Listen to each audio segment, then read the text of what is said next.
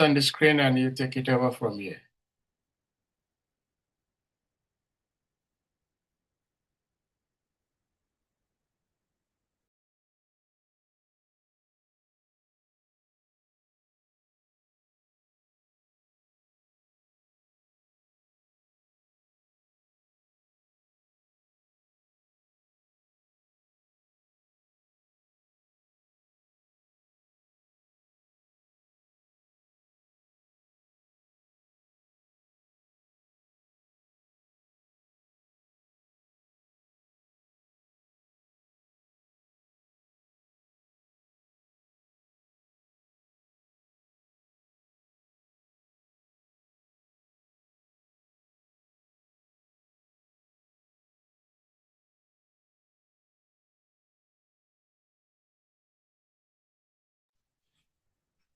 Narayana Namaskritam Naraichavam Narutamam Devi Sarasvati Vyasam Tatujayam Udiraet Nasta Praisu Abhadrisu Nityam Bhagavatam Sevaya Bhagavati Utamasloke Bhakti Bhavati Naistiki Om Namo Bhagavati Vasudevaya Om Namo Bhagavati Vasudevaya Om Namo Bhagavati Vasudevaya. We're reading from Srimad Bhagavatam, 3rd Canto, chapter 16. We'll be discussing from text number 13 to text number 15.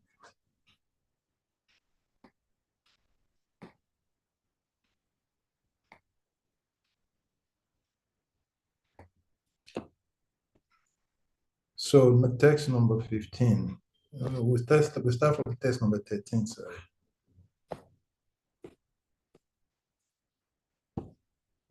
Brahmo Uvachaha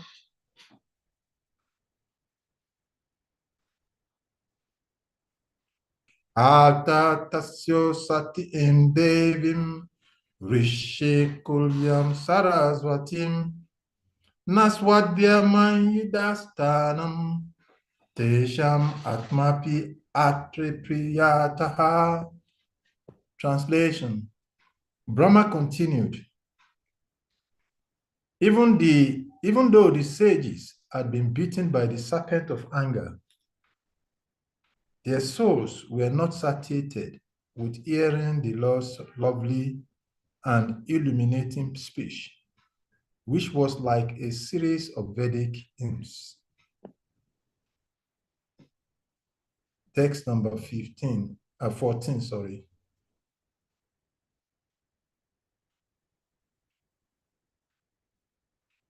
Satim Vyadaya Srinvanto Lagrim Gurum Atam Gavaram Vigaya Gambiram Navidusta Chikeshitaham.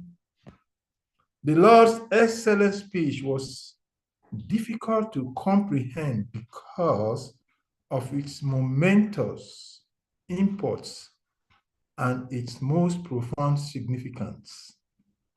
The sages heard it with wide open ears and pondered it as well. But although hearing, they could not understand what he intended to do. Srila Prabhupada's purport. It should be understood that no one can surpass the Supreme Personality of Godhead in speaking. There is no difference between the Supreme Person and a species, for he stands on the absolute platform. The sages tried with wide open ears to understand the words from the lips of the Supreme Lord, but although his speech was very concise and meaningful, the sages could not completely comprehend what he was saying. They could not even comprehend the purport of the speech or what the Supreme Lord wanted to do. nor could they understand whether the Lord was angry or pleased with them.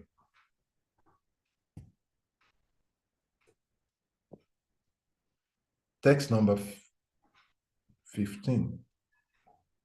Te yoga maya yarabda parameshta maodayam prosho pragnalayo vipra prarishta shubita twachaha. Te, those, Yogamaya, through his internal potency, Arabdaha, had been revealed, Parameshtia of the Supreme Personality of Godhead, Maha Udayaham, multi-glories, Proshu spoke, Pranjalayaha, with folded arms, Vipraha, the four Brahmanas, Prashrishtaha, extremely delighted, Shubhita Twachaha, standing on end.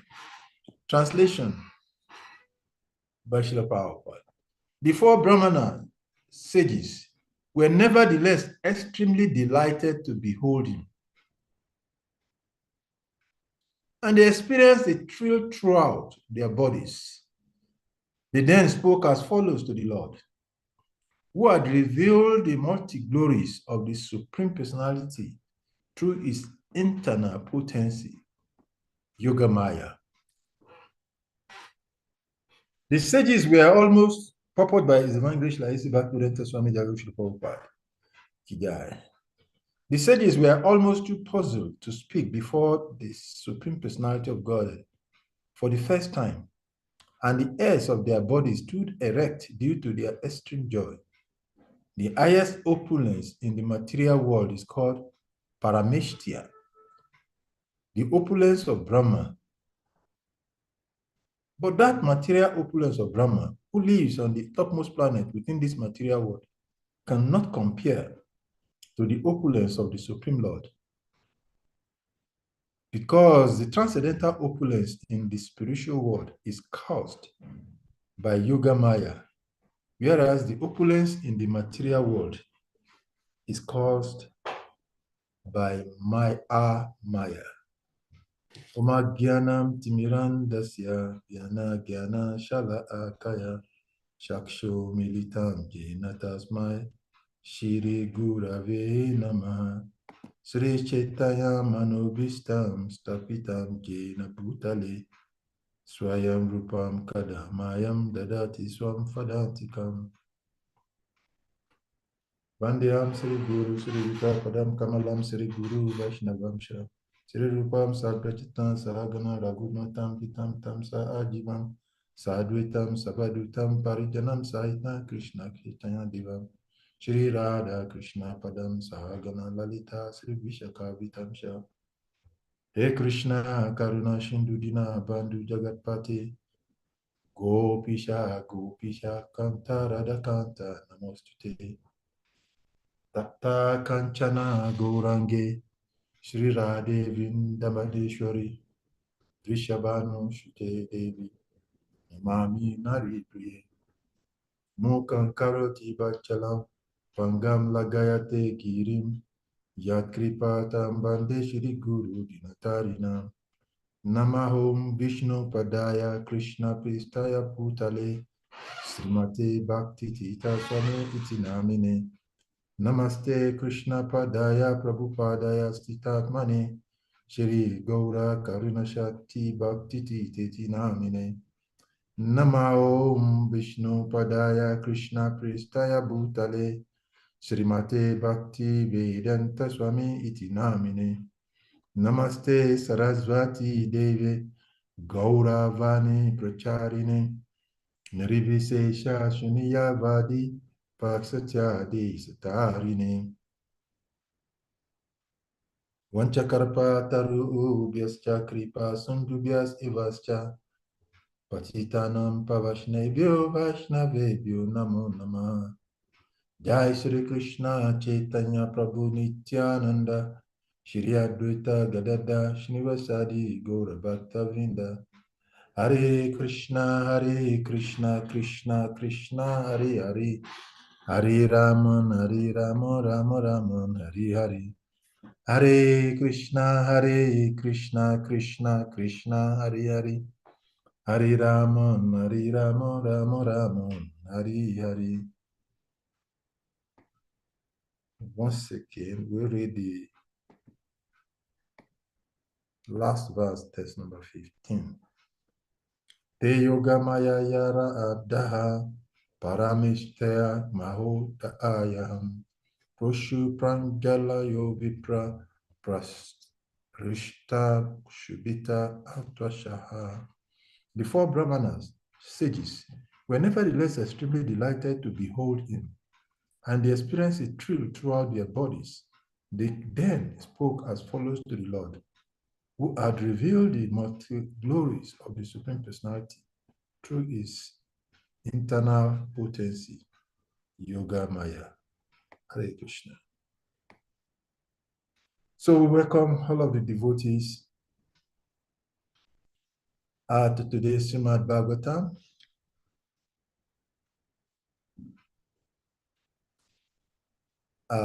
As explained by Sri Sahadev Prabhu, we had one of our wonderful God brothers who was supposed to be speaking today, but due to some circumstances beyond control, it could not be here.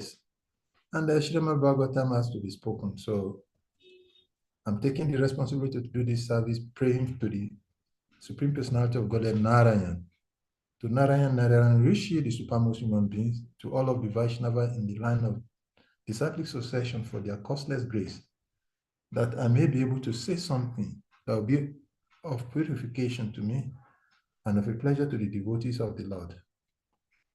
So here we continue to discuss the Lord's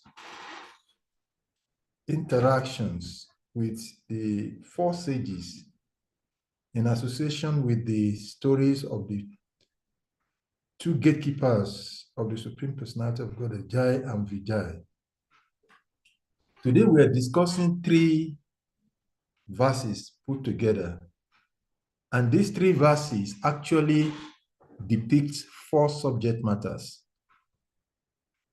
And we will try to speak on these four subjects that are captured in these three verses based on realization.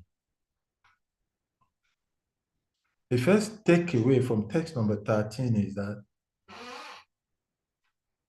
this describing the speech of the absolute and transcendental nature of the species of the Supreme Personality of Godhead.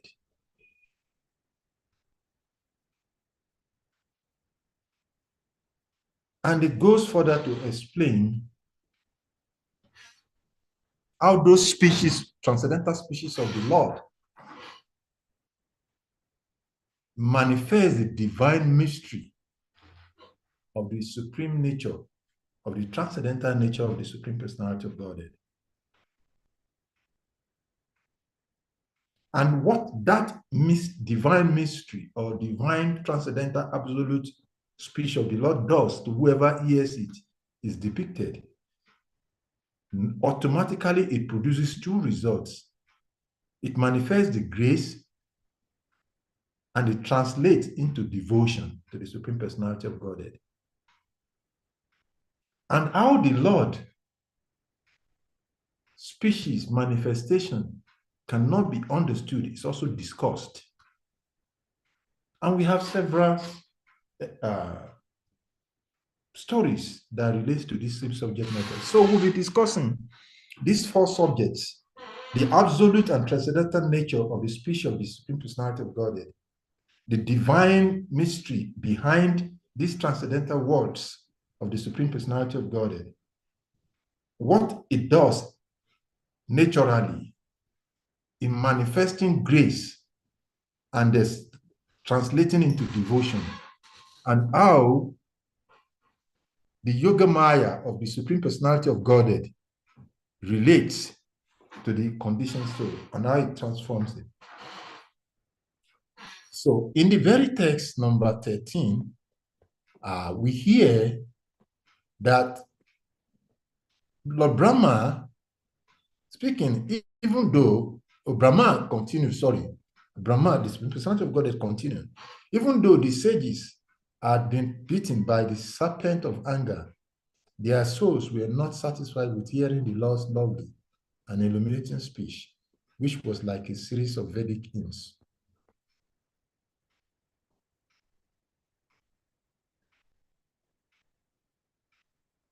In the Srimad Bhagavad Gita, in the Shloki of the Bhagavad Gita, chapter 10, text number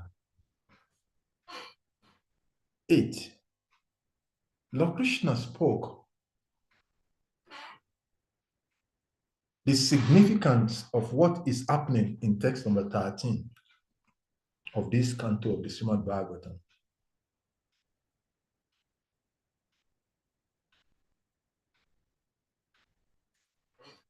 Because the Supreme Personality of Godhead is the source of all spiritual and material world, and everything emanates from him.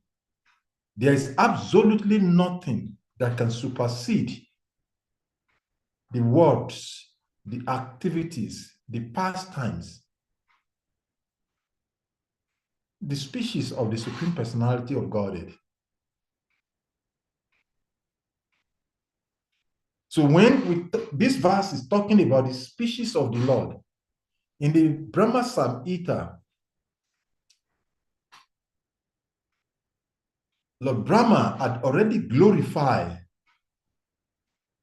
this nature of the Supreme Personality of Godhead after realizing him.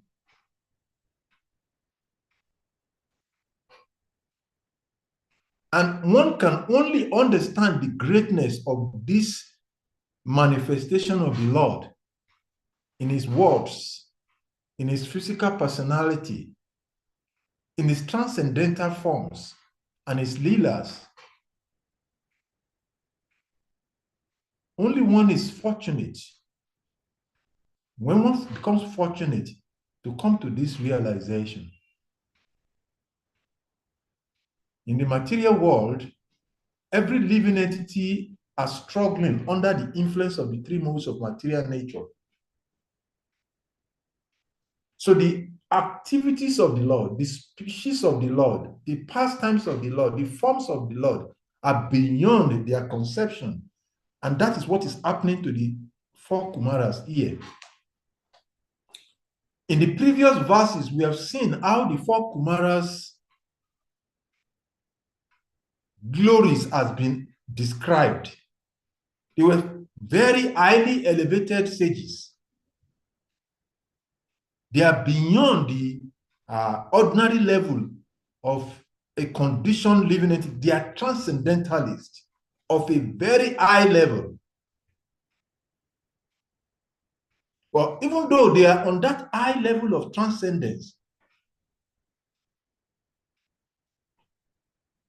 the influence of these three modes is not completely, they're not completely free.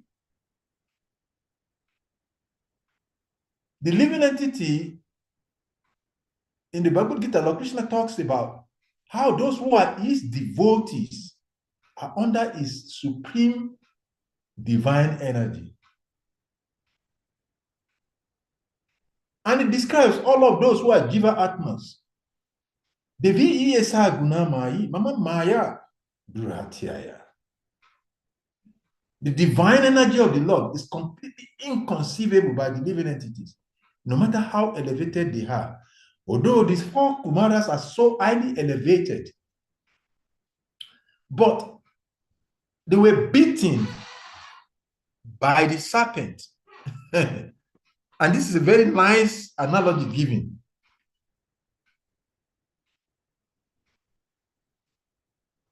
We all have experience of seeing someone beaten by a snake. Unless there is an immediate remedy or interjection, that person is doomed to death. So the sages, the four Kumaras, had already been beaten by the serpent of anger. And here, the Lord's manifestation is coming as a suited. And it says, the act were suited by the Lord's species. Just like a powerful snake charmer comes with an antidote to save a person who has been bitten by a snake. And this describes what is the continuous statement in the next verse, where it is said that the words of the Lord, they were not just ordinary words, they were concise and they're very profound because they have the efficacy of transforming whoever hears it. In the material world, we see sometimes some people artificially says we hear the word of God. The Lord is speaking to me. But this is an illusion. We were also like this in the past. We think when we see vision and hear voices, we're hearing the voice of the Lord. But obviously, from these verses of the small Bible, it's obvious that only the person who actually hears the words of the Lord can never remain in the delusion of material existence. Because the words of the Supreme Personality of God is transcendental. And what it does is that the moment the words of the Lord comes out, when it is heard, it immediately, because of its mysterious and transcendental nature, it transforms to a person. Naturally, whoever hears that word. In the Bhagavad Gita, 1861, Lord Krishna says, he is situated in the region of the heart of every living entity and directing the wanderings of all living entities. But then one wonders, so how is it then that the Lord is speaking that one is not hearing? How do we say one is not hearing? There is a general understanding that there are two voices in the earth, or two voices, the voice of the Lord, the voice of Maya. And although the living entity is hearing, supposedly hearing, that kind of a hearing is distinguished in this particular conversation that we're having, the potency of hearing directly from the Lord, from one who actually has a great fortune. So in the purport to text number 14, Srila Prabhupada explained that it should be understood that no one can surpass the Supreme Personality of Godhead in speaking, because the Lord is not different from his person and his species. Because the Supreme Personality of Godhead is absolute. Although the sages were wide, their eyes were wide open, their ears are seemingly opened, they can seemingly hear, but it shows that actually they were not hearing. And Prabhupada is explaining the Prabhupada that it says they actually tried with wide open ears to understand the word from the lips of the Supreme Lord. But although his speech was very concise and meaningful, the sages, they could not hear. They could not, even when they seemingly were hearing, they could not comprehend it. They could not understand what the Lord is. So therefore, this depicts the mercy of the Lord, that unless by the double mercy of the Lord and his devotees, no one can approach the Supreme Personality of Godhead.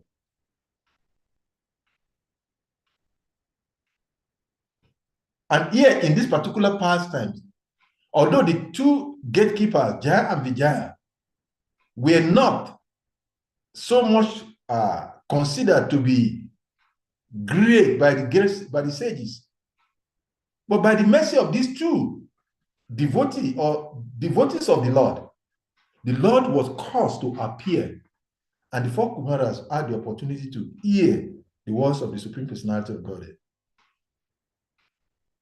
And here in this verse, it's been explained that they could not comprehend the purpose or the arrangement of the Supreme Personality of God because of the covering of the conditional state. And we all had this experience in our lives in trying to become a devotees. Lord Krishna told Arjuna in the Bhagavad Gita, that vidi panipati na, paripas ya seva ya upadek santite gyanam, gyaninam tattva daksina. The Lord is telling Arjuna the importance of hearing from one who is a devotee. Although the four Kumaras were great personalities, but they could not attract the Lord. But because the Lord of the devotee, Jaya Vijay, were involved, by the mercy of these two, they had the great fortune of having the Lord, and they could not even comprehend it. So therefore, at that point, the mercy of the Lord comes in. And that is what leads us into the 15th chapter. Because the Lord appeared by the causeless, but because of the concern of his devotees, because the Lord has promised, my devotees, whatever circumstances that is going on, my devotees will never be vanquished. So the Lord had to appear because the devotees were in the situation. So actually, it's by the causeless mercy of the bhaktas, the devotees, Jaham Vijay, the four Kumaras had the opportunity to meet the Supreme Personality of God. And what happened in the Bhagavad Gita to Arjuna, when the Lord showed his Vishwarupa, what happened to Dhruva Maharaj in the fourth canto, when he meets the personality of God, what happens to Prahlad Maharaj, when the Lord appeared in his form as Nrsimha Adi, is what is happening to the four Kumaras here. Because when the Lord appears naturally, no matter how powerful the living entity is, no matter how elevated it is, that ability is completely frozen because they cannot relate with the Yoga Maya of the Supreme Personality of Godhead. So the Lord manifested himself and spoke very sweet, soothing, nice words. But until the Lord's mercy comes through, they could not comprehend. So by his Yoga Maya, the Lord bestowed his mercy upon them. And when the mercy of the Lord flows through, when the Lord touches, just like when he touches Arjuna in the Bhagavad Gita experience, how he touches Dhruva Maharaj in the fourth canto, how he manifests himself, how he rubs the head of Prahlad in the seventh canto, and transformation happens by his supreme Yoga Maya. And the same thing is happening to the four Kumaras here. Because the Lord bestowed that grace, mercy, because of the need to come in for his devotees, the four Kumaras became transformed and they could express. And from the next verses, we start hearing how they wonderfully are able to glorify the Lord. Because of what? Because of the causeless mercy of the Supreme Personality of Godhead. So, in the three verses that we studied this evening, the lessons that are inherent in them is that the Lord, by its nature, is completely absolute and transcendent. And no one on the material plane can understand him unless by his causeless mercy or the mercy of his devotees.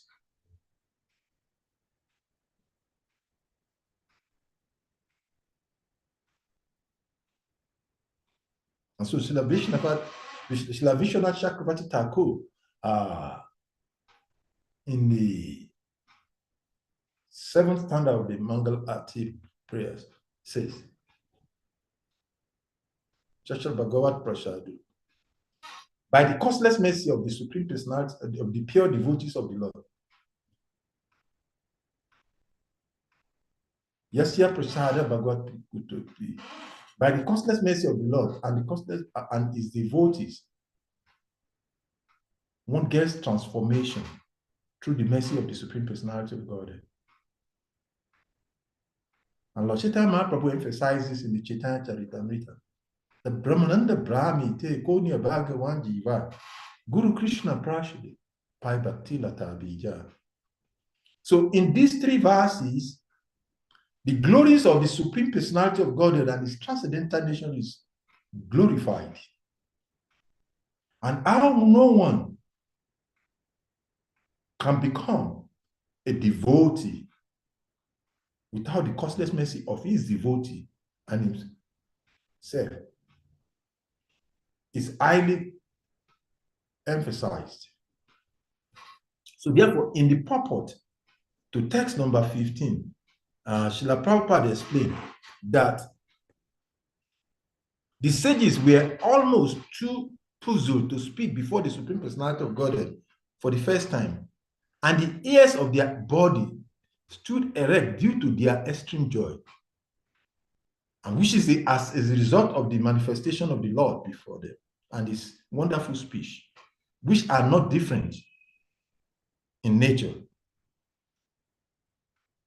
So Srila Prabhupada commented that in the highest opulence in the material world is called Param Eshtya, or the opulence of Brahma. But this Brahma opulence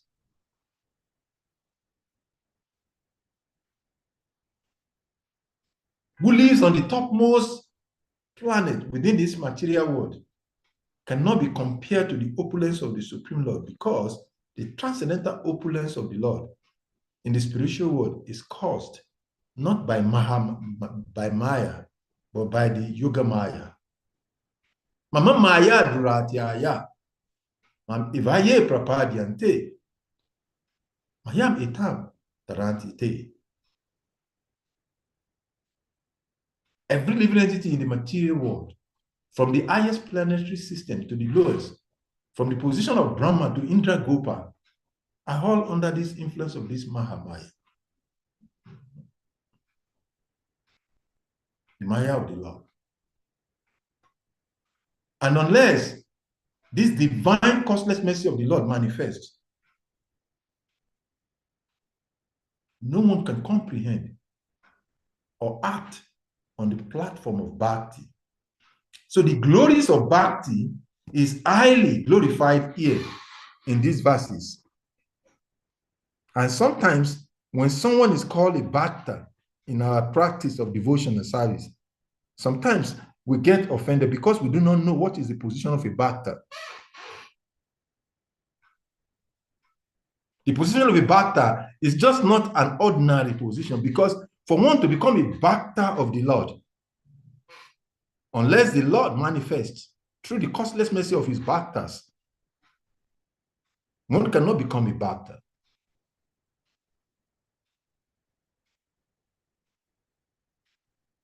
So that is why in the beginning of the relationship we are called Sadakas, because we are practicing to become a Bhakta.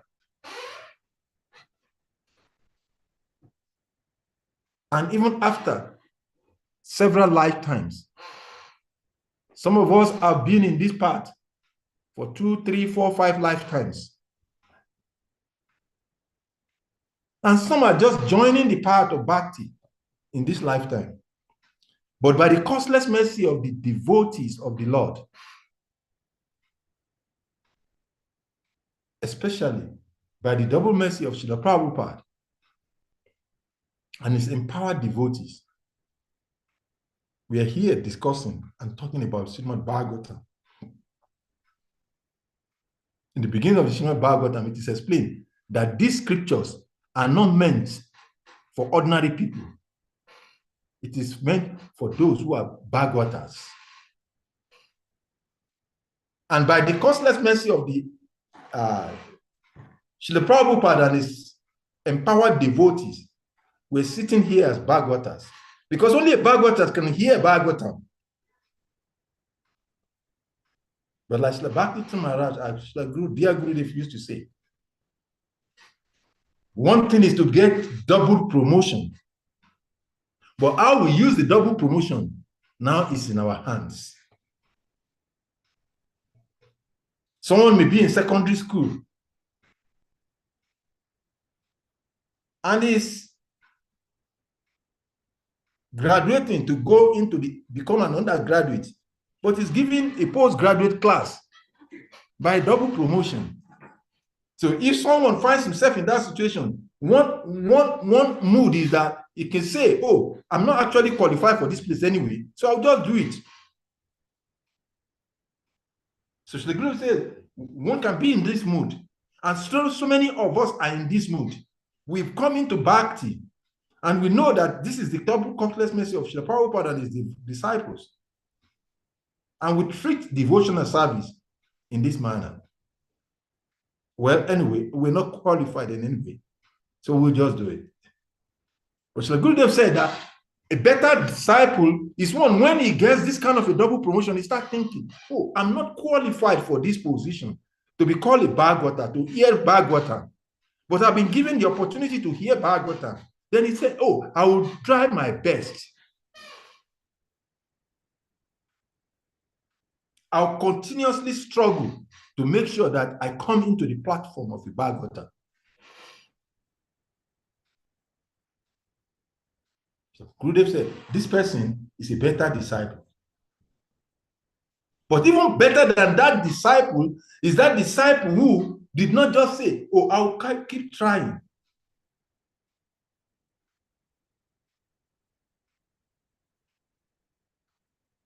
In his mood, his approach to the bhakti is that whatever it takes, I must become that a postgraduate student. As the Gurudev explained, that this kind of a devotee are those who are going to succeed in this very lifetime and becoming devotee of the Supreme Personality of Godhead. And we see that kind of an example in the story of Dhruva Maharaj. That from the 0.0 to the 100% of bhakti, in 6 months you could do it. Very, very rare. And most of us have been in devotional service for years. So the question is, in which mood are we? The first category of disciple, the second category, or the third category of disciple?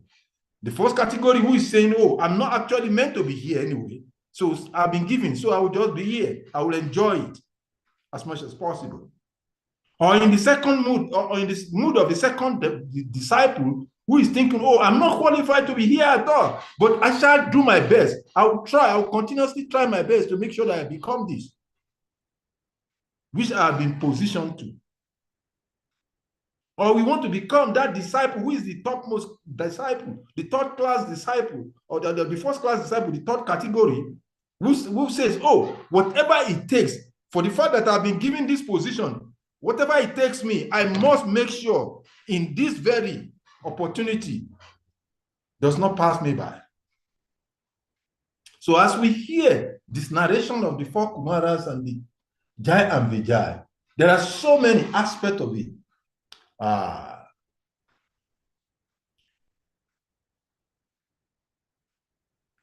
Srila Vishwanath Chakravarti Thakur, in his commentary on the pastimes of the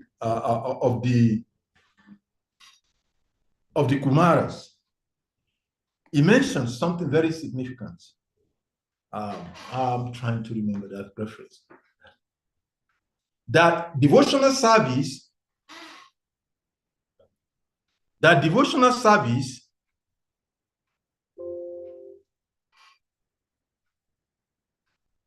under Yoga Maya reveals the transcendental joy.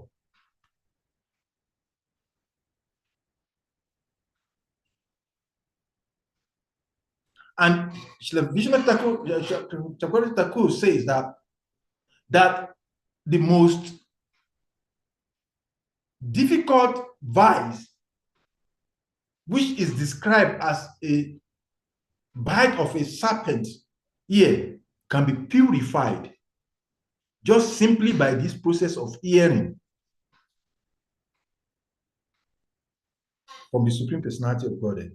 And this hearing requires only one thing, one qualification. What is that qualification?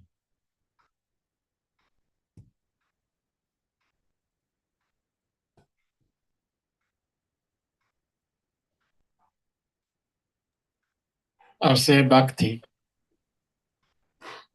That's a very good answer, but not exactly. Shailavishana Thakur says there is something that is required.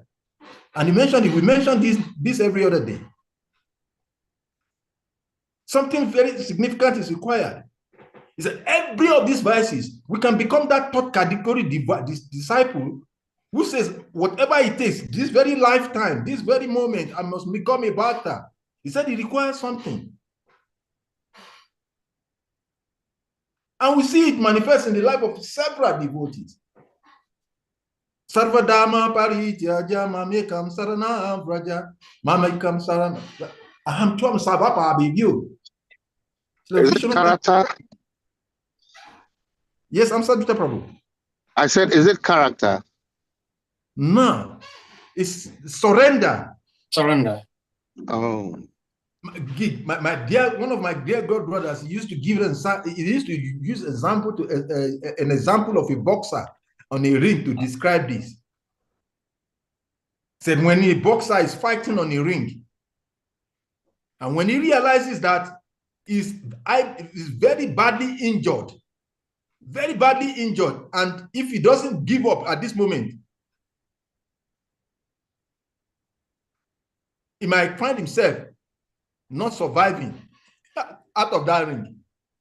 So he drops his two hands and he starts rolling along with the punches of the other opposing fighter. And the moment that happens, the referee will come to his aid and say, what? No, stop. This person is no longer carrying his hands. Drupadi is in the same mood. She was struggling. The level of our surrender is what determines how we are receiving the double costless mercy of Guru and Krishna in our lives. Now to take to the process of surrender, one has to be completely surrendered. When we pray, when we remember the prayers of Konkunti, and my dear brother here, Sadi, will say, me, I don't want to say that prayer.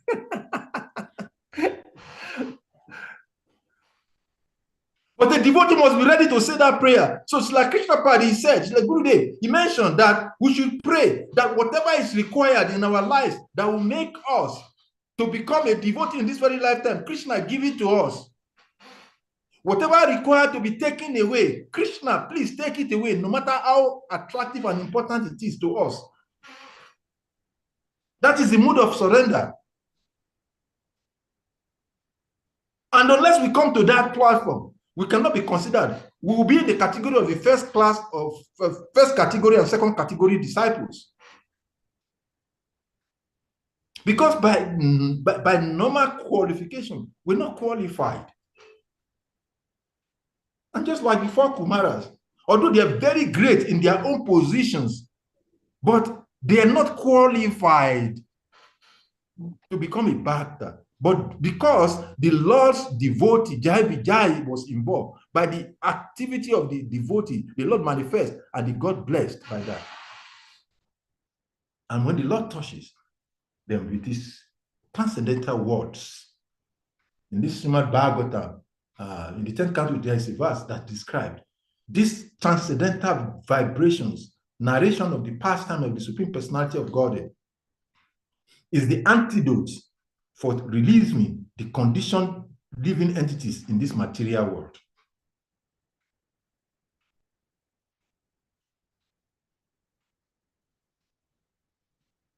And one has to come to that point where he completely surrenders unto the Supreme Personality of Godhead. The whole of our Saranagati, process of bhakti, is to come to this one point where we completely surrender to the Supreme Personality of Godhead. Until we get to that point, this mercy of the Lord will not happen.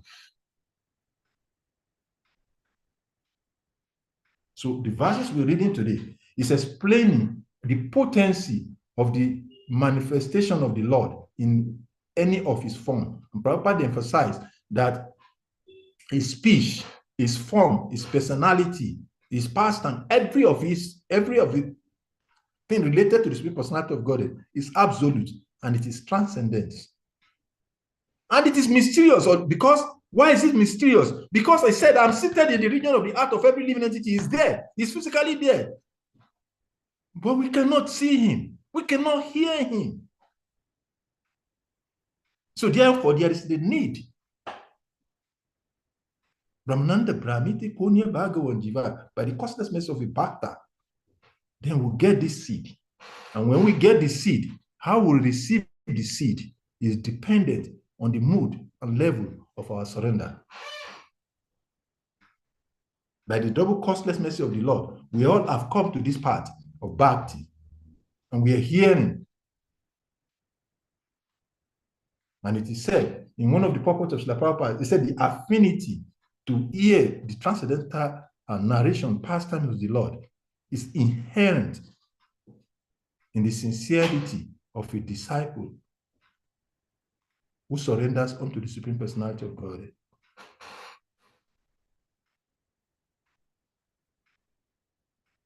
How this surrender happens is not by might, it's not by power, it's not by struggle. Although surrender seems to be something very difficult, because it's the highest thing. Yesterday we were hearing a lecture. The other Prabhu was talking to us about the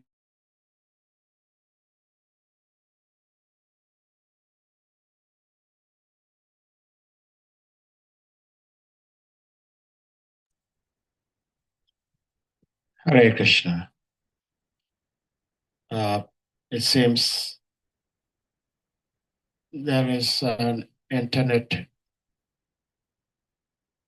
disturbance somewhere. Let's see.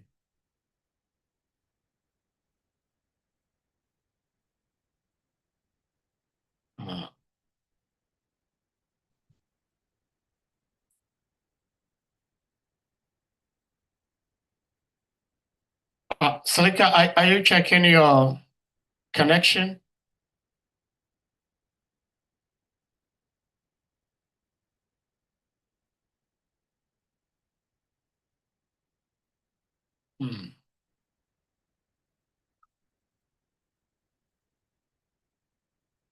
Well, we're almost close to ending the class. Oh, we lost him. Let's see if he can rejoin.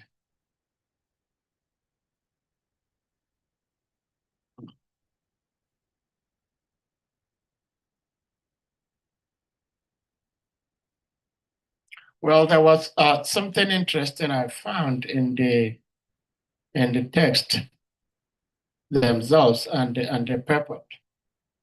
So we hope Salika Prabhu can come back. Yeah, I'm back here. Thank you. Okay, good. Hare Krishna. Sorry for the break in transmission. Technology threw me out. Yes. So anyway, summarily, just to summarize, and then maybe we can have a conversation and question and answer on this. So summarily, what we're saying is that the three verses that we're reading today is talking about specifically the powerful nature of the speech of the Supreme Personality of Godhead, the absolute and transcendental nature of the speech of the Supreme Personality of Godhead, is divine mystery. How that touch of the Lord is divine and it is mysterious, very difficult to understand.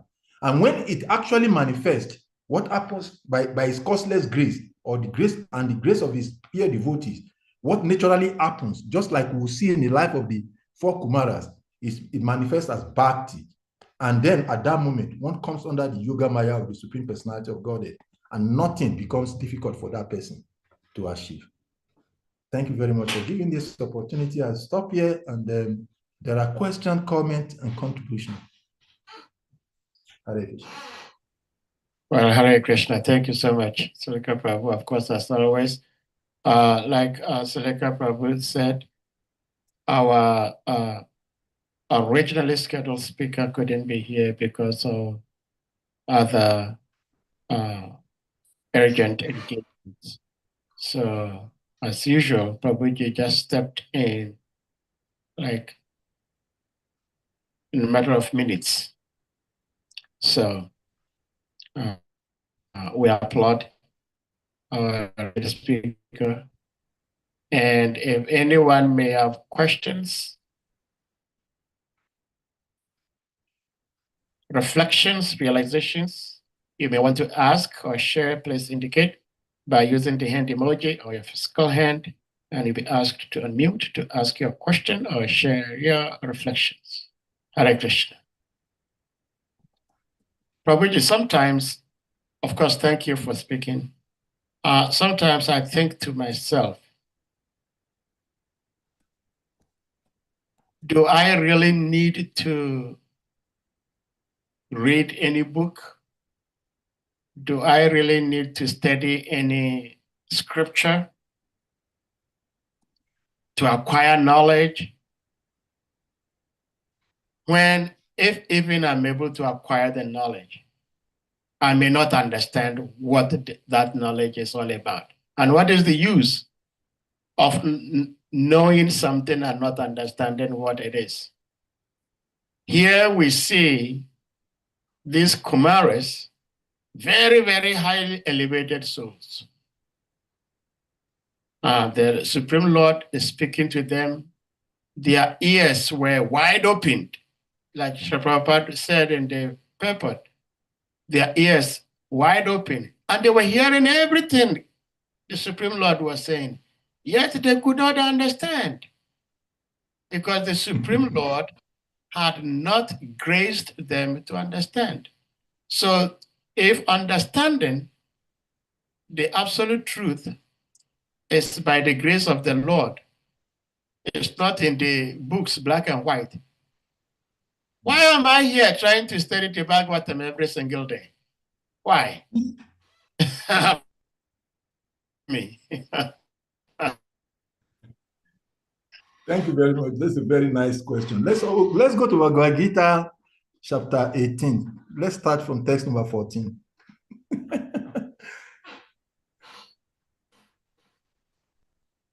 1814. Bhagavad Gita 18, text number 13, 14, 16. Lord Krishna spoke something very interesting there. And it addresses your question. Yeah. Almighty Arjuna, according to the Vedanta, there are 5 causes for the accomplishment of all actions. Now learn of this from me. The place of action, the body, number 1. The performer, number 2. The various senses, number 3. The many different kinds of endeavor, number 4. And ultimately, the super soul. These are the 5 factors of action. Whatever right or wrong action a man performs by body, mind, or speech is caused by these 5 factors. So therefore, one who thinks himself the only doer, not considering the 5 factors, is certainly not very intelligent and cannot see things. It's significant, that last statement, cannot see things as they are. So Lord Krishna has explained, and there are several other verses that relate to this. Endeavor is very important. The 4 Kumaras wouldn't have had the opportunity if they had not, like Lord Krishna said in the Bhagavad Gita, Manushanam Sahasresu Kasi Yatati Siddhaya Yatati Api Siddhanam Kasima Beti Tatota. That out of billions and trillions of entities who are endeavoring for perfection, it talks about endeavoring. There must be endeavor. Unless there is endeavor, just the mercy of the Lord alone is not enough for one. Although the mercy of the Lord will be there, but the Lord also required. Why? Because ultimately the highest achievement in any endeavor at all is love of God. Bhakti. And this bhakti is not a one-way activity. Bhakti is a reciprocative thing. And for this reciprocation to happen, There must be the endeavor from the two ends. So the Lord and his part or parcel, the devotees, has to be there. So this is the same thing he's saying in 728 also. Yesham tu anta gata papa mam puya karmana. Te duando avine mukta. Bajanti mam vrata. So after many lives of endeavoring, engaging in pious activities, ritualistic activities, austerities like the four Kumaras, and whatever endeavors, when those becomes so many, and that is why also Lord Chaitanya Mahaprabhu is saying, Brahmananda Brahmi Ite Konya Bhagawan Jiva. How do one become that fortunate? By endeavoring, as stated in 728 of Bhagavad Gita, when one is cultivate the habit of reading, well, we have been asked, in the course of the lecture, I mentioned the importance of Tad Vidi Panipa Atena. One has to approach, one has to constantly endeavor, one has to try, one has to do everything on his own part. And when that endeavor becomes matured by regular endeavoring, because when one cultivates, it is said that one who has the nature and attitude of always giving will one day directly give to the Supreme Lord unknowingly.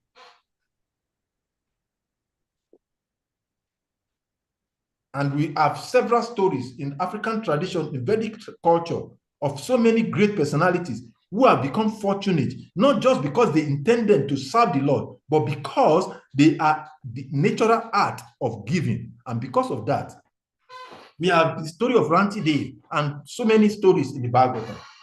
So your endeavor is important. If one says, and that is why I gave the example of Gurudev's analogy of three categories of disciples. The first disciples say, well, what is the need? Of course, it is the mercy that is required. Okay, now I'll just be there. I'll just do whatever I like. I don't have to make any endeavor. But the second category say, okay, I'm endeavoring. I will continue to endeavor.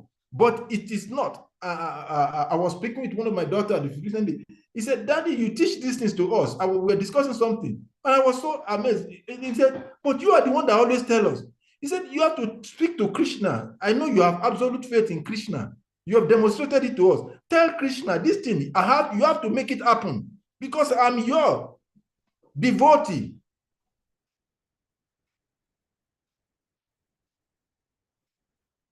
So endeavor is required.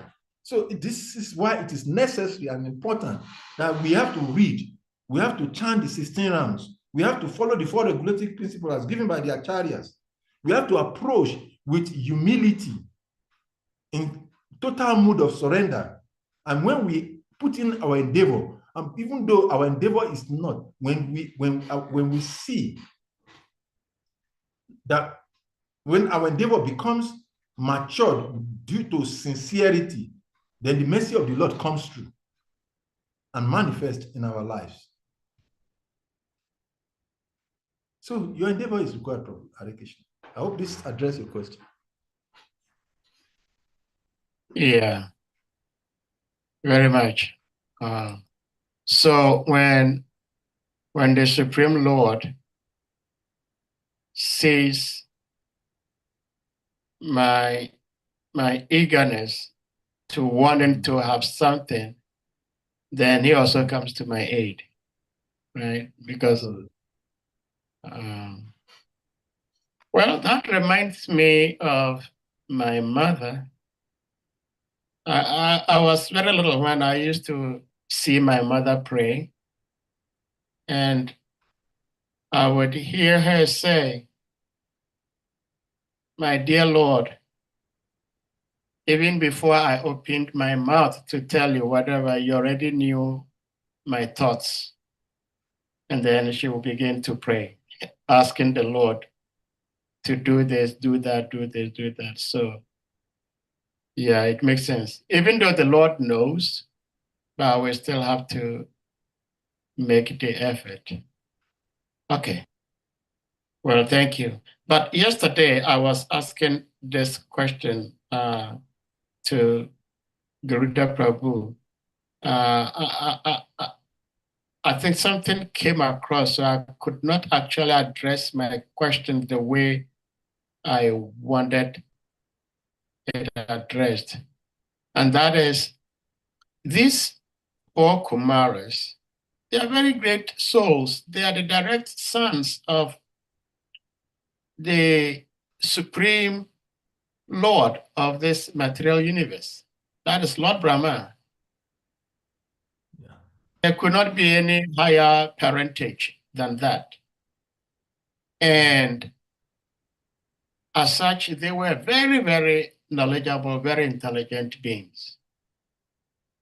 But it is said that because they were not Vaishnavas, they were just Jnanis, and they were able to go to Vaikuntha. Then they were blessed to become devotees. So, which means that they were actually upgraded.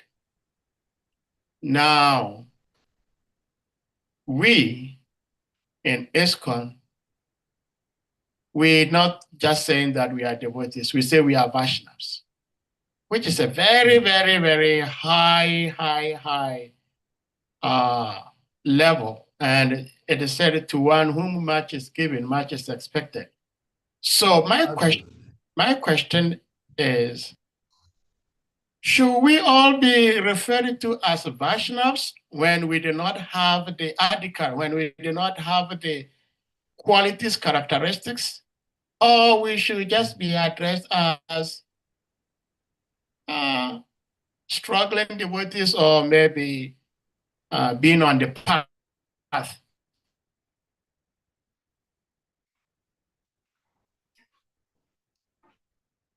Let us look at the definition of the word Vaishnava. The meaning of the word I'm proud to address myself as I'm a Vaishnava, but I don't have the.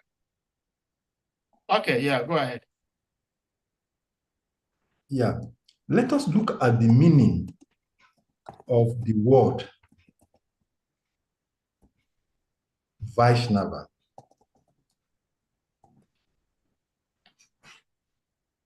My simple understanding is a devotee of Lord Vishnu.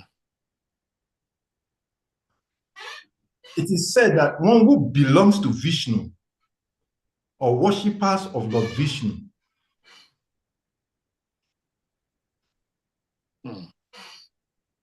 it is a person who actually owns Krishna. Lord Vishnu is his property. That is a Vaishnava. But then the question is that should we be called a Vaishnava? Because apparently in our life experience, we cannot say we are Vaishnavas yet.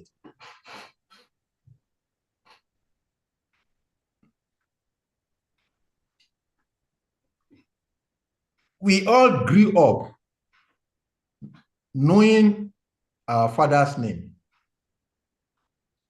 And when we start school, they call us the name of they give our given name and our father's name. What is the significance of this? My hereditary name is called in my language Igbaru Ola. One time I asked my grandfather, I asked him, I said, what is the meaning of this name?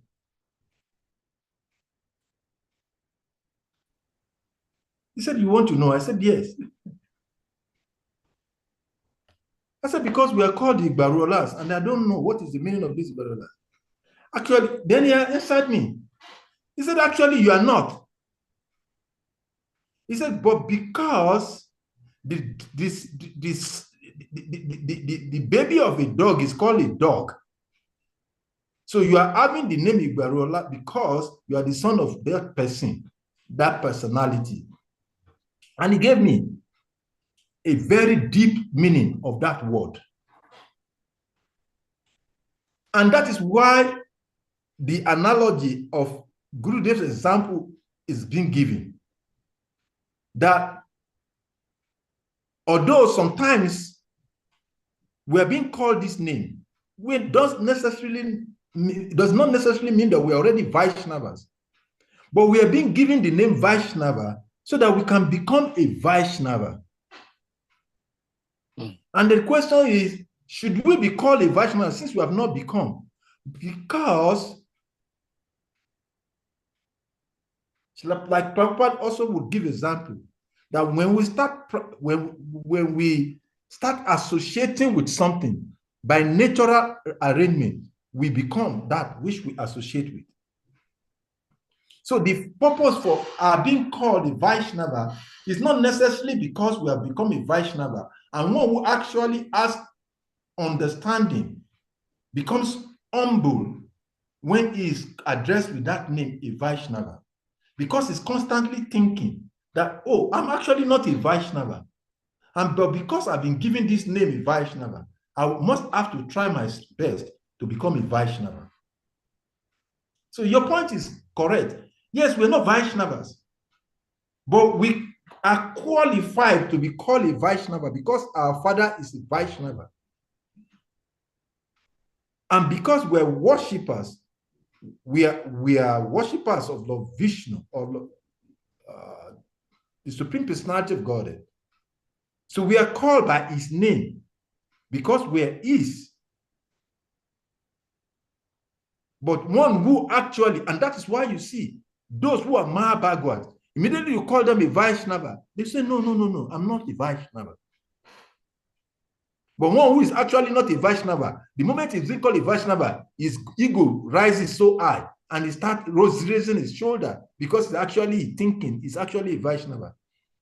So a real Vaishnava does not think himself to be a Vaishnava. The moment he's called a Vaishnava, immediately it becomes egoistic. Oh, I'm a Vaishnava.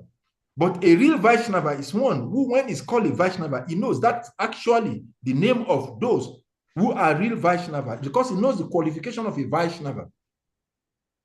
But he's bearing that name because he has been brought into that family of a Vaishnava by the causeless mercy of his guru. And that is the mercy that we all have. And like I said earlier, this narration, this transcendental narration of Bhagavatam is only meant for the Bhagavatas. But none of us are a Bhagavat yet. But because of the causeless mercy, double mercy of the Guru and Krishna, we are given the opportunity. We are even speaking. We are repeating Bhagavatam. So the being called a Vaishnava is actually a rope extended to us to drag and come to the platform position of a Vaishnava. So yes, we're not a Vaishnava, but we are called a Vaishnava, and that is the causeless mercy. That is the double mercy of the acharyas upon us. So now it depends on us. How do we take their opportunity? And like I often, when this kind of conversation, I also remember that story of that god brother of ours who was so enamored by becoming a Brahmana. His goal was to become a Brahmana. And the day he was named, given a thread, he became mad immediately. He became mad.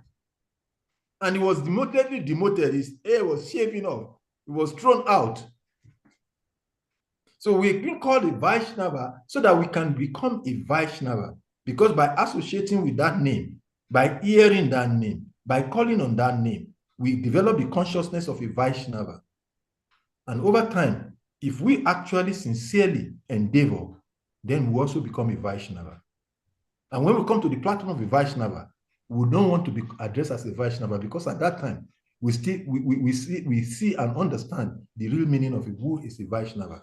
So a person who owns Krishna, who Krishna belongs to,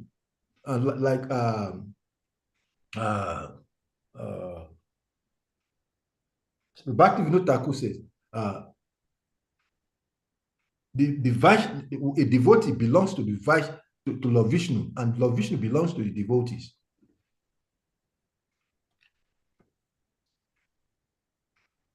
So that is the reason why we're giving the name a Vaishnava, because were encouraged to become a Vaishnava. So it's it's an extended rope given to us so that we can develop the mood of a Vaishnava. And that is why in the Srimad Bhagavatam 11 Canto chapter 2 text number 46, the symptoms of a Vaishnava is clearly explained that humility, tolerance, and giving honor to others without expecting honor for oneself.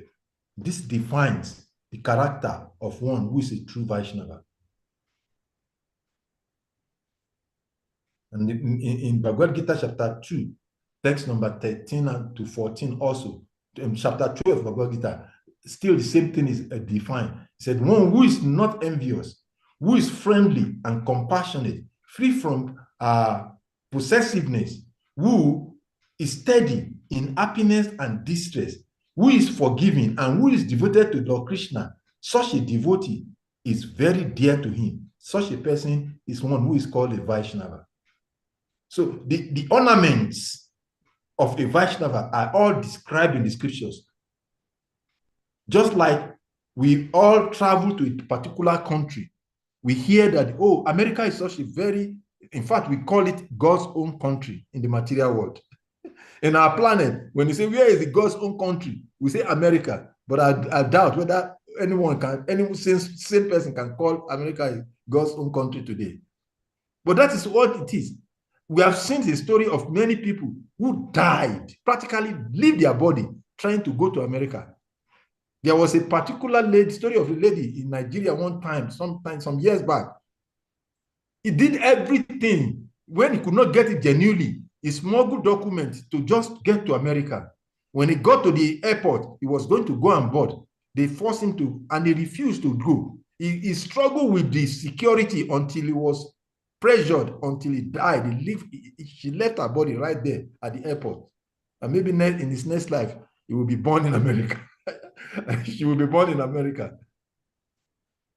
So the purpose of giving us the name a Vaishnava or calling us a Vaishnava is to help us to develop the consciousness of a Vaishnava so that also we become a Vaishnava.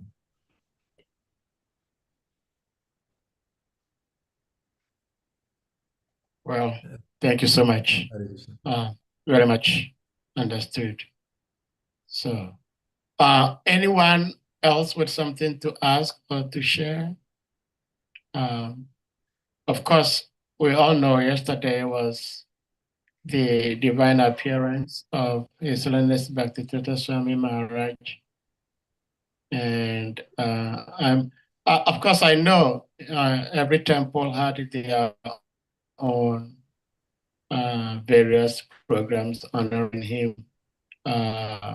Here in Gidanagri, we had a very, very beautiful, nice of beautiful sharings. And like Salika Prabhu was saying, all these sharings is a challenge to all of us to how to represent who Bhaktivedanta Maharaj is, who a Hare Krishna devotee is, and it is a challenge, but we know there is no challenge that we are incapable of solving that will be thrown at us. Any challenge that means we are able to deal with the challenge. So possibility that we can become Vaishnavas. It is a possibility that we can become representatives of Bhaktivedanta Maharaj. So we pray that we all to become like that. Shri Govinda Prabhu, yes, please, you may unmute. Hare Krishna. Yeah, I think Suna Vara Prabhu is on mute. Maybe probably want to say something. She has something. Okay, so Govinda Prabhu. Prabhu, yes. Okay. Thank you very much, Prabhu. Hare Krishna. Hare Krishna.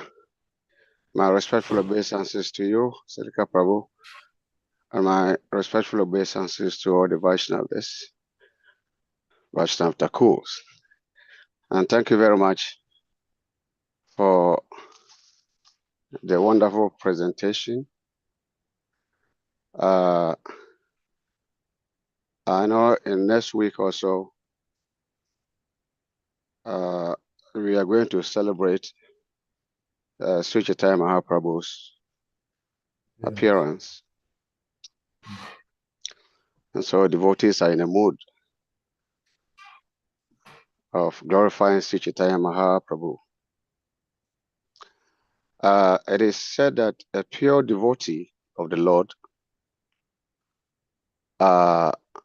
never lose sight of his Lord.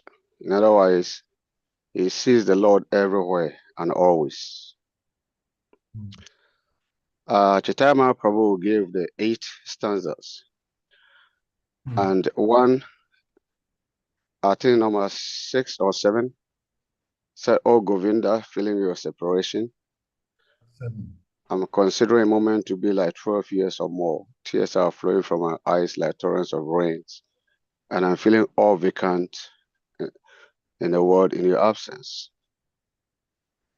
So how do you explain this? The pure devotee sees Krishna everywhere and always. And here is Chaitanya Mahaprabhu praying that he's feeling the Lord vacant. I would like you to help explain this. Thank you. Thank you so much, Govila Prabhuji. Lord Chaitanya Mahaprabhu, in the first instance, is the Supreme Personality of Godhead himself. And his activities are none less than the personality of the Supreme Personality of Godhead. In the mood of Chaitanya, in the mood of Srimati Radharani, is acting and speaking those verses, and Acharyas have explained that the 8 stanzas of the Shikshastakam actually the 8 stages of elevation in developing pure love of Godhead. And you're talking about the 7th one, which is actually a step to the ultimate level of love of God realization. This verse in itself, Srila Bhaktisiddhanta Saraswati Thakur, when he was given purport on this verse, he said that just like a paramount, how is that analogy given? Just like a wife who is anxiously waiting for his paramount is anxious. It's even something very close. In the same way, the anxiousness of a pure devotee in trying to see the Lord is what is expressed in that verse. To be honest, that verse is not something I could confidently tell you. I can give purport or explanation to, because it's a very highly elevated position, mood of a bhakta that is exhibited by the gopis of Vrindavan. So it is expressing the state in where one sees nothing else but the Supreme Personality of Godhead. There are few verses in the Srimad Bhagavatam that describes this kind of mood.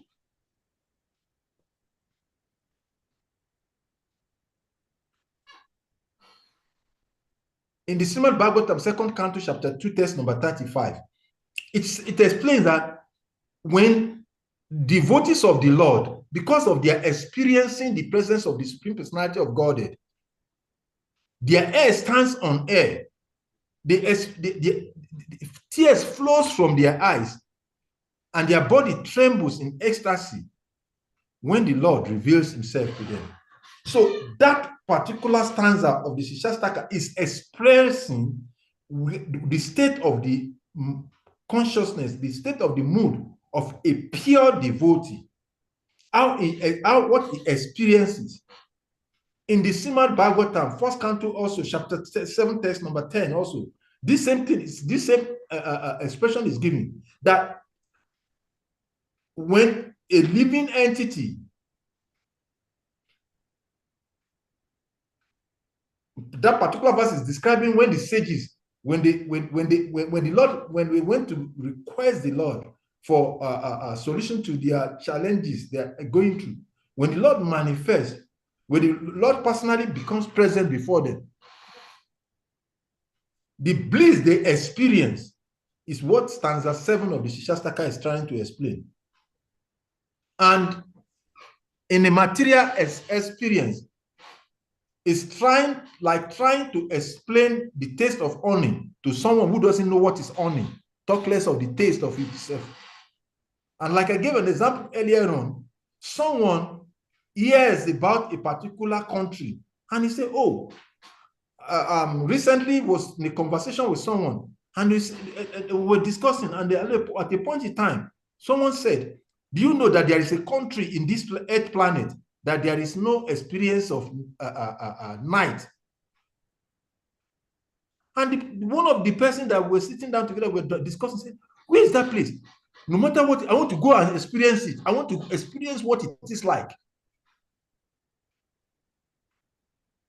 And he starts imagining it. And no matter how you try to explain it to that person, until he experiences physically, no matter how he explains it, he cannot, but it develops his attraction for it just by hearing about it.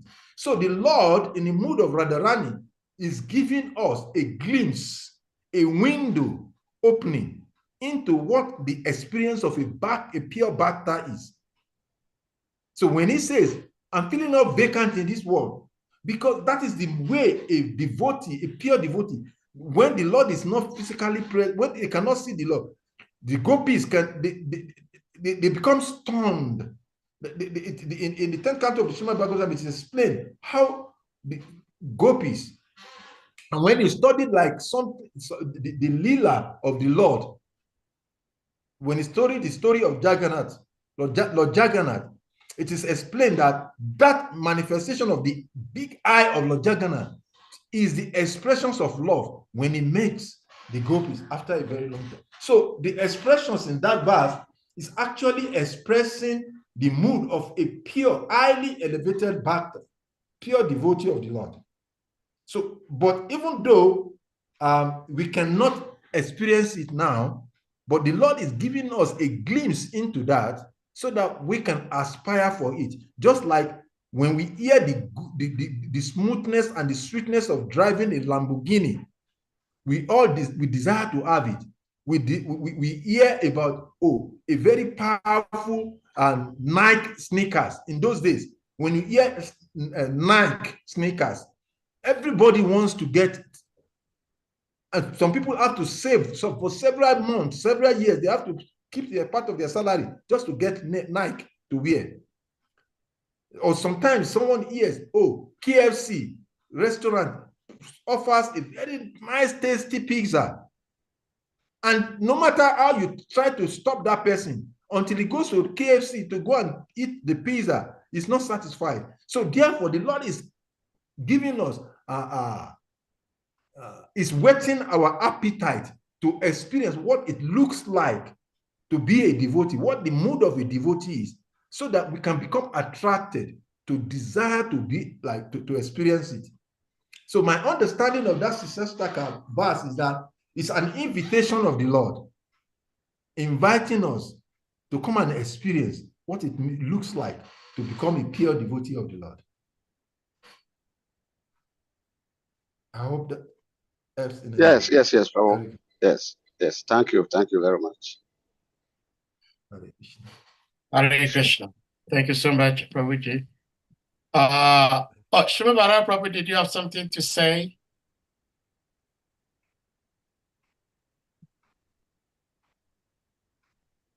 Hare Krishna. Hare Krishna. Hare Krishna. Yeah, please, Hare Krishna. I'm driving. Just some small contribution. What Prabhu Salika was saying. Salika Prabhu, please answer my question. Probably Okay. your audio is not quite clear. Well, that's what I'm saying. Tolerate my sound. I am driving. I'm driving. Are you Okay. hearing now? We'll try. Is it clear? We'll Is try, it clear now? to develop extra ears. Okay. Hare Krishna. Dr. Mambo Besansi. Salika Prabhu. Hare Krishna. Hare Krishna. Just a little question. When Prabhu was driving with a Vaishnava, and something came to my mind, and I felt like sharing it. So, if you recite that mantra, Vacha Kalpatarubhyacha, Evacha, Patitanam, Vaishnavibhyo, Namo, Patitanam Pavanebhyo, Vaishnavibhyo, Namo Nama. If you recite that mantra and you meditate on the meaning, so it means that once you see somebody and you feel like saying that prayer to him, through that person, you are able to remember all Vaishnava devotees of the Lord. And if you are able to see through that person all Vaishnava devotees of the Lord, then both of you are Vaishnavas. So if you see somebody and immediately you feel like you should say Vancha Kalpatarubhya Chastapa, so you have identified through this person all the Vaishnavas. That is what the prayer is saying. I offer my humble obeisance to all the Vaishnava devotees of the Lord. Now, that person who makes you see all the Vaishnava devotees of the Lord, he must be a Vaishnava. He must certainly be a Vaishnava. And you, who are able to recognize that this is a Vaishnava, that I have to offer my respectful obeisances to all the Vaishnavas through him, then you are also a Vaishnava. Unless, then you cannot say that prayer. So if you see a devotee and you don't feel like saying that prayer, either you are not the Vaishnava or that person you have seen has not been able to remind you of the Vaishnava devotees of the Lord.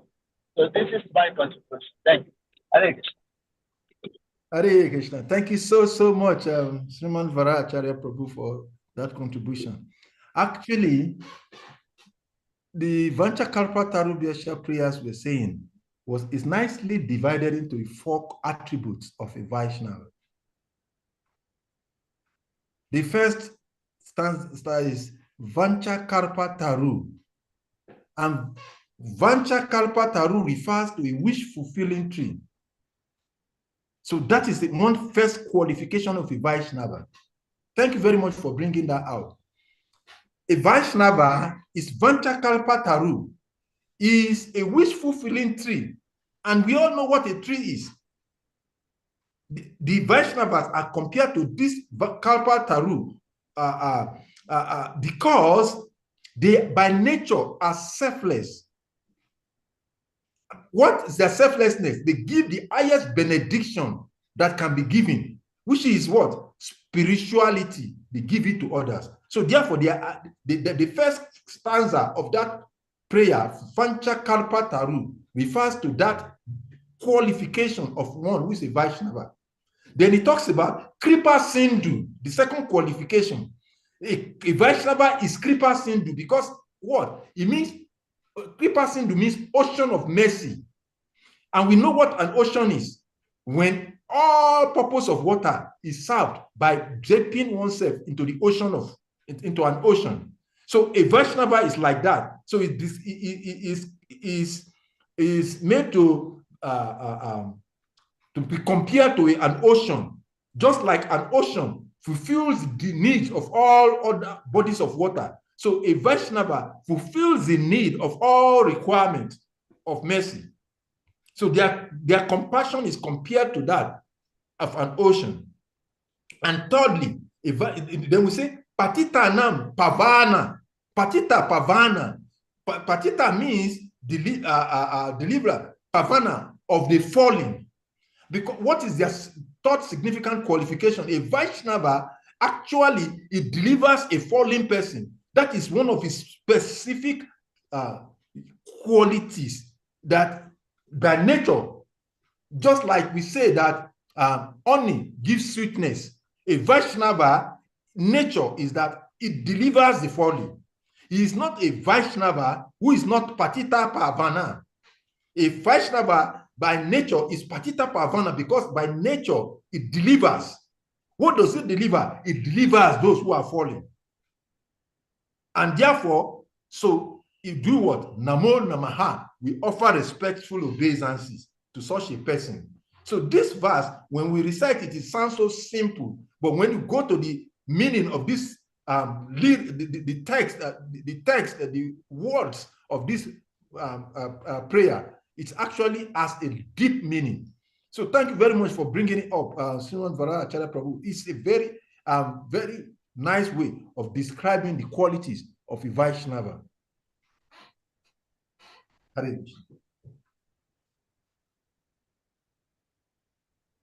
Yeah, Hare Krishna.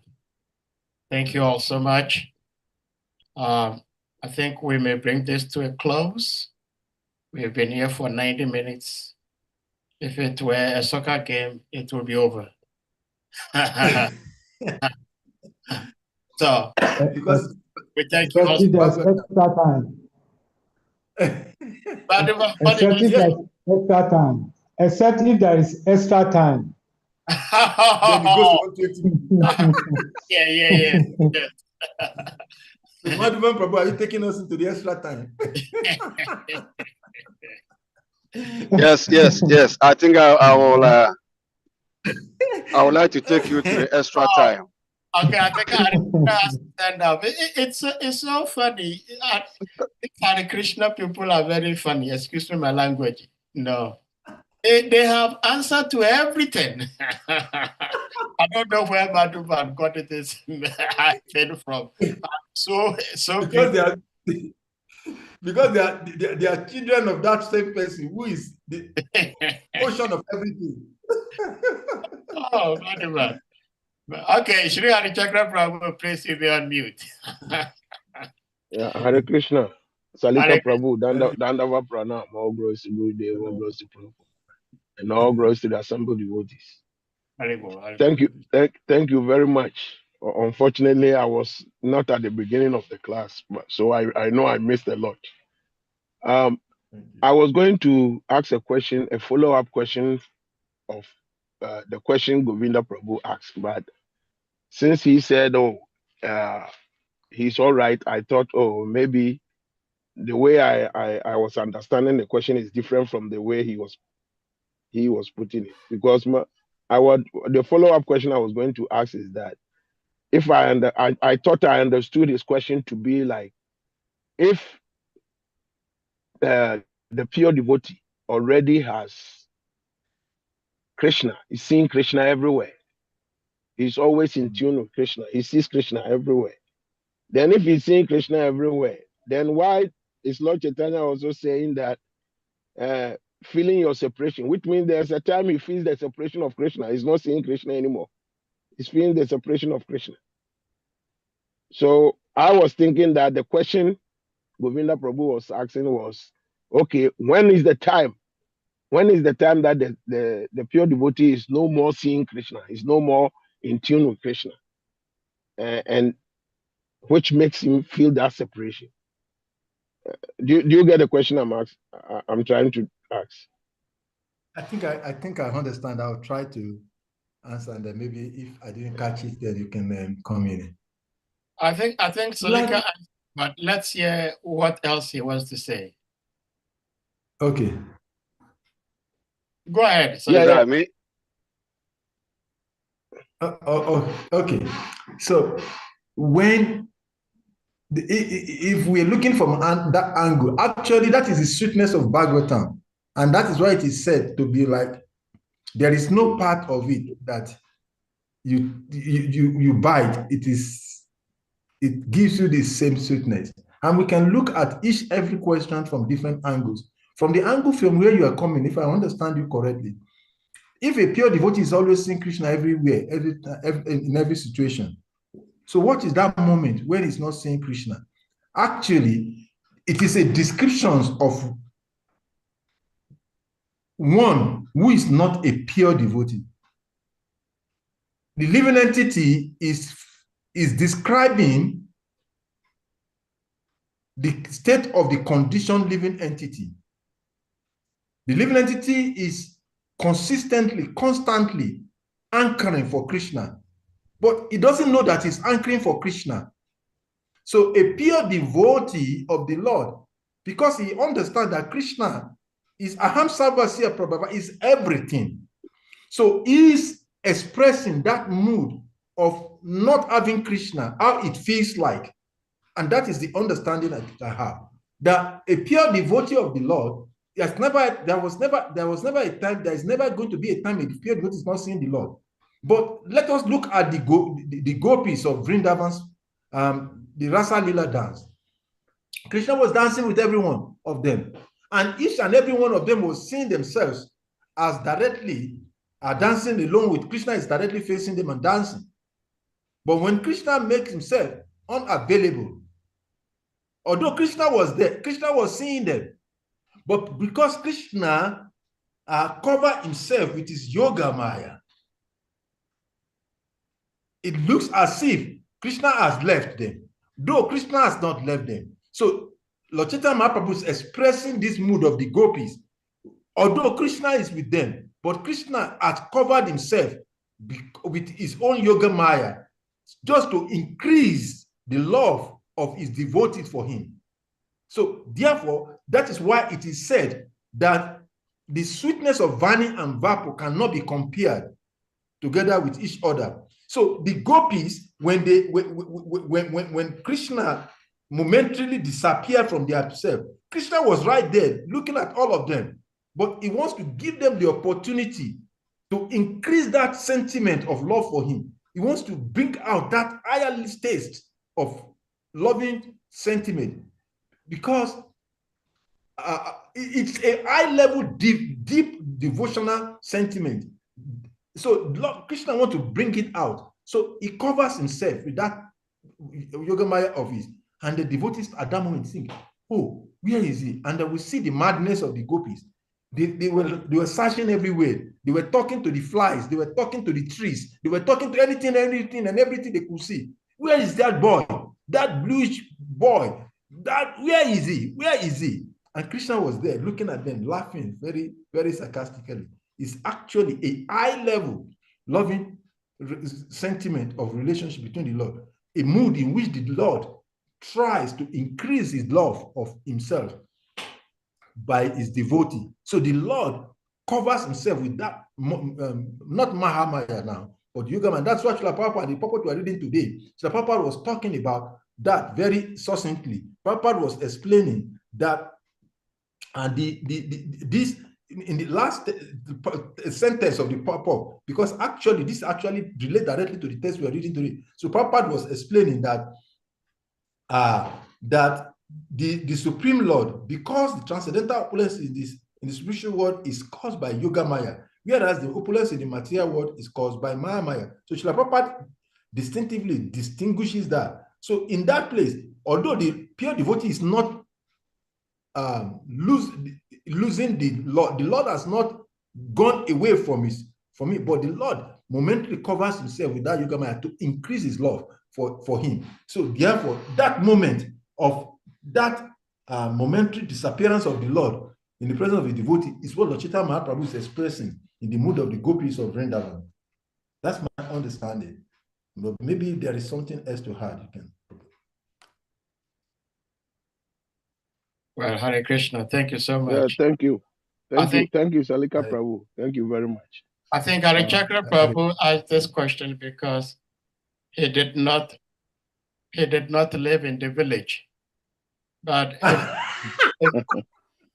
this is the advantage of some of us who lived in the village, because we had the opportunity to play in these pastimes just like Krishna and the gopis.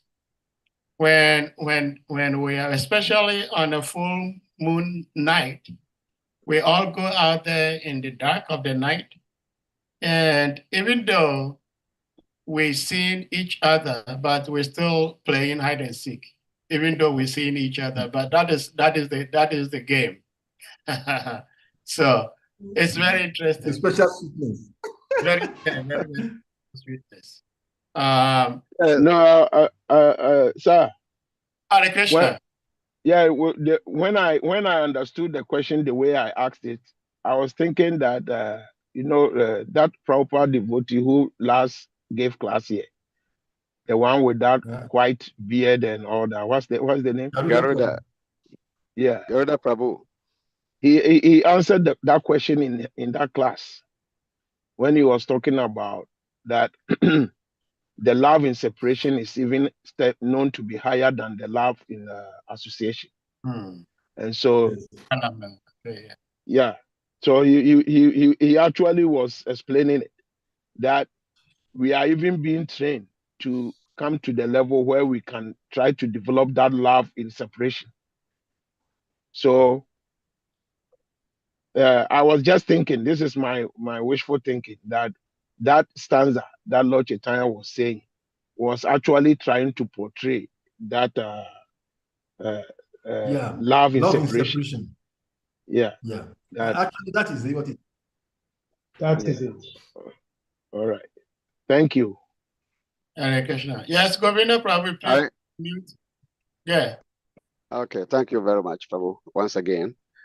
Yes, Prabhu, and could you also help to clarify this point of we trying to become Vaishnavas, and to become a Vaishnava, as we've already explained, that there are qualities that needed to be developed for us to become actual Vaishnavas.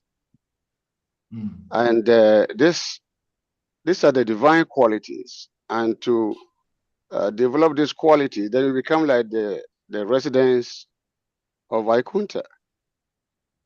They are so pure. And so, yes, we are here, we are already here, we are on a path to develop these qualities of a Vaishnava. But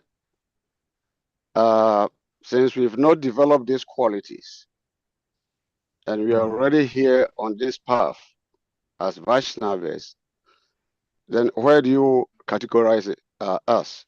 Where do you put us? Are we Brahmins? Since we are not yet Vaishnavas, where do you put us? We are Vaishnavas in practice.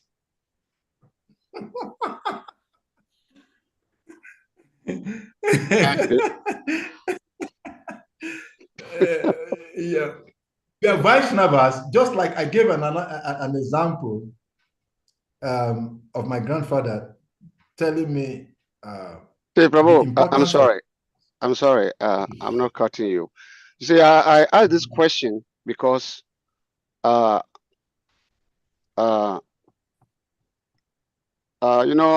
our own, we cannot do nothing. We don't have that spiritual strength. We don't have the Shakti. Srila Prabhupada was once, he was traveling with his father in a train, and the conductor jokingly asked him to pay his train ticket. And then Prabhupada said, I don't have money. And then the conductor said, I'm going to throw you away. And so you cannot throw me away. My father is here, he's going to pay. He has so much confidence in his father that even though he doesn't have money, but I know his father is going to pay. So we are not yet on the platform of a Vaishnava, but we have taken shelter under a pure devotee, and we are trying our possible best to serve as we are being instructed to serve. And so also, the proper disciples asked him, do we have to become 100% qualified devotees? In other words, do we have to come to the platform of a Vaishnava before we can go back to Godhead? And Prabhupada said, yes, you have to. And at a point again, he said 90%. Then again, he said 80%. Then again, he said 70%. And in one of his classes, another devotee also asked him, do we have to become pure devotees before we can go back to Godhead? And how long? Because we've been in the material world for a very, very long time with all these impurities. How long will it take us to become Krishna conscious? And Srila Prabhupada said, 1 minute. And then he asked the devotee, are you not reading Bhagavad Gita? Krishna says, surrender to me. It's 1 minute. And again, Krishna says that if whoever think of me at the point of death will come to me. So that is my basis, of asking the second question. That where do we categorize ourselves since we are not yet Vaishnavas? Your question reminds me of my listening to one pilot. He was describing what the pilots and his co-pilots feel when there is a turbulence in the air. He was describing that the workings of the aircraft, said when it's going. He said sometimes it's amazing how passengers will start shouting when there is a turbulence, when the plane is in a high level, maybe 40,000 feet above the earth, and it's having a very, very, very high level turbulence. He said everybody is shouting and crying. He said, but at that time, he said people don't understand how the pilots are feeling at that time. He said at that moment, he said most often times, the pilots, they are laughing because they were laughing at the ignorance of the passengers because of their knowledge of the workings of the airplane. They know that even though there is possibility and chances of a major challenge at that time, but because they have a very vivid knowledge of how the aircraft works, they know that it is not possible for it to just drop all of a sudden, just like the passengers are thinking like that. So when they are hearing all of those shouts, he said, then he started explaining, he said, do you know why the cockpit of the pilot is completely blocked and is even cut off from this noise of the passengers on the aircraft? Because sometimes their shout is actually a distraction.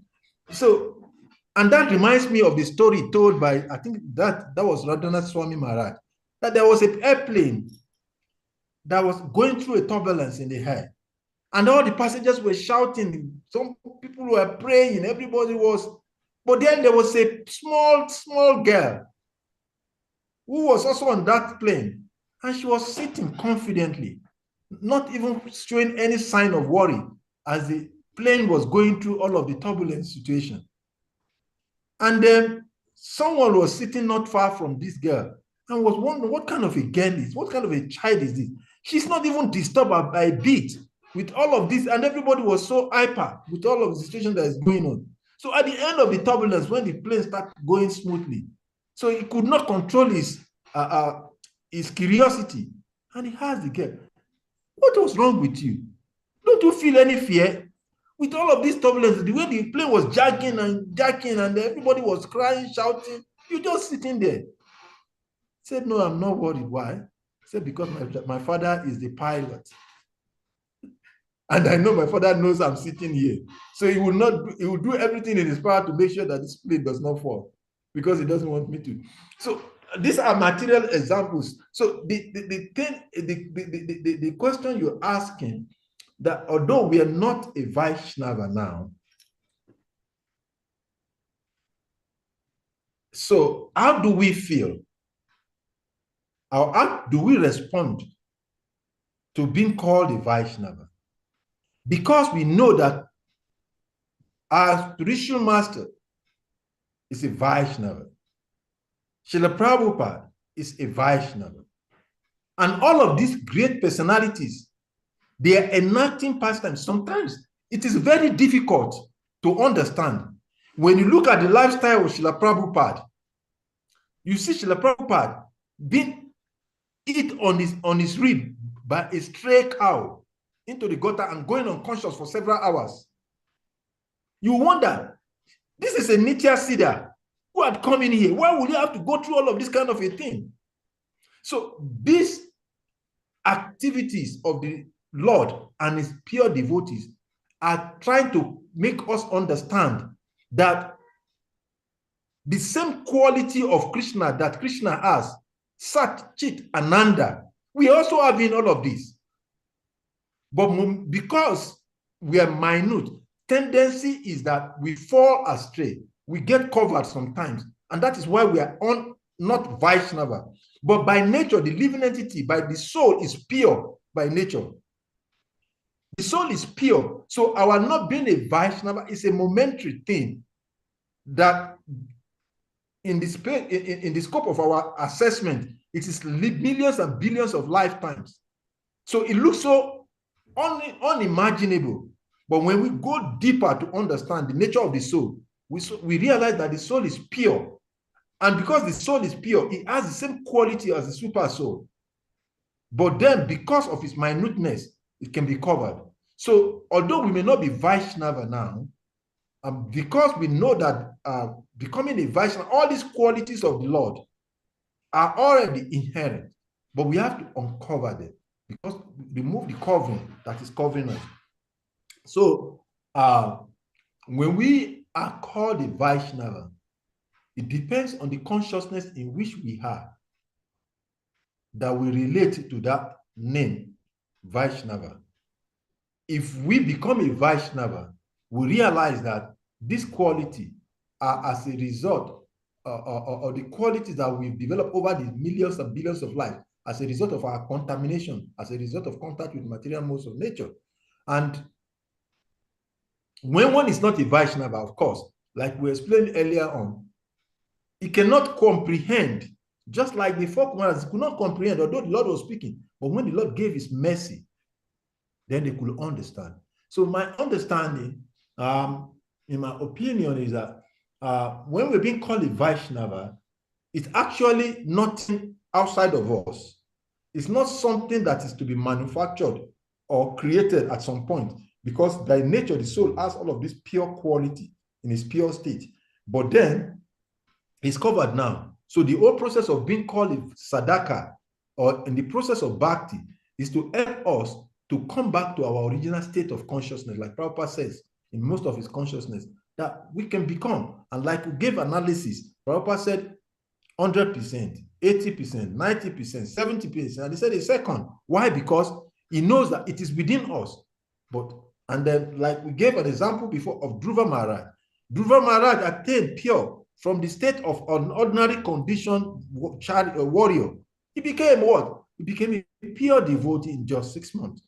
And so we also can become in just 1 second, but it's a really achieved position. And that is why it is said, Bhakti. Srila Rupa Goswami said in the Nectar of Devotion, Bhakti Rasamrita Sindhu, Bhakti, devotional service, is really achieved, but it's achievable. Hare Krishna. I hope this helps in a way. Well, Hare Krishna, thank you so much. I thought that there was a winning goal in the 90 minutes, but somehow not even the whole paradigm, and we had to play extra time, and we've played extra 25 minutes today. So now there is a winner. we take, I know that one day I will go back home, back to Godhead.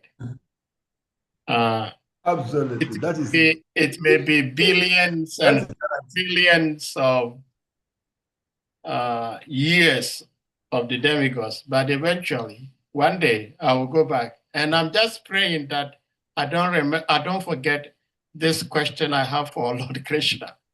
Why Lord Krishna looked on for Srila Prabhupada to go through what he went through. I just can't let him free of that. I will have to ask him, Krishna, why he did what he did. But I know he does whatever your question was, but I have a question for him. I want yeah.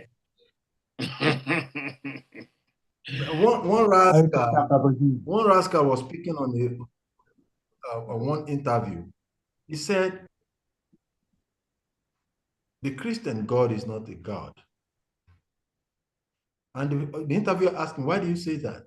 He said, because he cannot conceive of a God who will have to kill his own son just to deliver others. Because he cannot understand. And that is why it is said that the pastime, the activities of the Lord, because the Lord, his activities, the pastimes, his personality are not different. So the mystery, that mystery of the Lord's activities is completely incomprehensible by that person. So he said, no, God cannot, that cannot be God. That God that is worshipped by those who call themselves Christian is not God, because he can't conceive of a God who will do that to his own son, just because he wants to save others. But that is actually the inconceivable nature of the transcendental nature of the Supreme Personality of Godhead. And the same thing with Srila Prabhupada. Well, I see where you're driving at, but I know for the sake of a whole society or a family, one person may be sacrificed. So maybe that is what God did with Jesus Christ. But I reserve my question. I just gave a tip off. I reserve till I get there. I hope I'll be there that day when you get there, so that I can take benefit of hearing the answer Krishna will give you. We will all be there. We will all be there. Then Krishna himself will remind us. He says, you remember that day when you were talking about this. Well, dear devotees, it's so beautiful. We're going to humbly request you all to kindly unmute yourselves, and we all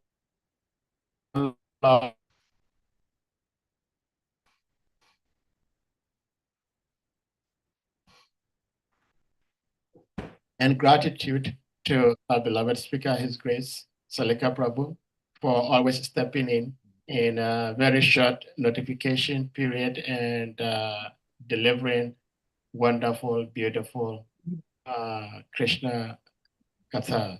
So you may all unmute. Jai. Hare Krishna, Hare Krishna, Hare Krishna, Krishna Krishna, Hare Hare, Hare Rama, Rama Hare Hare. Panchakarpatarvishcha Kripa Sindhya Vacha Patitana Pavanavyo Vaishnava Namaha. Jai. Jai. Prabhupada ki jai. Jai. All gods assembled, Vaishnava devotees ki jai. Jai. Hare Krishna. Hare Krishna. Hare Krishna. Salika, you are the host. Yeah. Sorry.